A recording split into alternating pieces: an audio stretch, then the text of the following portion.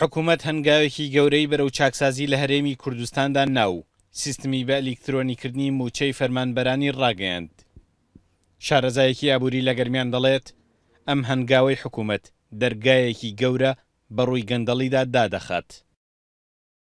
بەڵێ ئەم سیستەوە کە هەنگاوێکی زۆر چاکە بۆ ئەوەی جارێتر ئابوووریەکەی ئێمە گەشە بکاتەوە، ئەوانەی کەوا دوو موچە و سێ موچە وەرەگرن یا ئەوانەی کەوا لە ماڵە دانیشتوون ئەوانە ئەگەر ببدرێت معنەیە وایە زۆربەی ئەو پارانە جارێتر ئەگەڕێتەوە بۆ خەزینەی حکوومەتەوە، ئەوانە ئەتوانین گەشەیەتی تازە بدەینە ئابوووریەکەی ئێمەوە.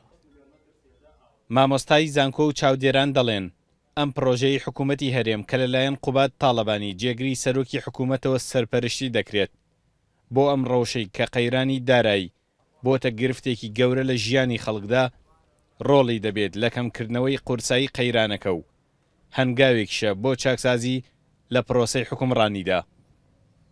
سیستەمی بە ئەلیکترۆنیکردنی موچەی فەرمانبەرانی هەرێمی کوردستان کارێکی زۆر باشە کە لەلایەن بەڕێز قوبات تاڵەبانی جێگری سەرۆک ئەنجومەنی وەزیران سەرپەرشتی دەکرێت بۆ بنبڕکردنی دوو موچەی بندیوار و ڕێگرتن لە گەندەڵی، بە تایبەت لە ئێستاشدا کە هەرێمی کوردستان بە قەیرانێکی دارایی گەورەدا تێپەڕ دەبێ و بە دڵنیاییەوە دەرفەتێکە بۆەوەی گەندەڵی بنبڕکە لە هەرێمی کوردستان و حکوومەت بە جیدی ئیشی لەسەر بکە، بە دڵنیاییەوە چاکسازیەکی گەورە دەکات لە هەرێمی کوردستان و خەڵکی چاوەڕوانی باشتر، گوزەران خۆشتر، قەیرانی دارایی بنبڕ بکرێت بەم سیستەمە ئەلکترۆنیە. دوو موچە و موچەخۆری بندیوار دوو دەردی گەورن کە لە هەرێمی کوردستاندا بەردەوام هاوڵاتیان و ئابووری ناسان بە زیانی گەورەی ئابووریان زانیوە.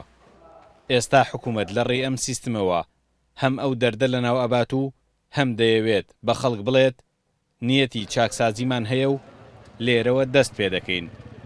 سامان کەریم، کورد سات نیوز، کفری.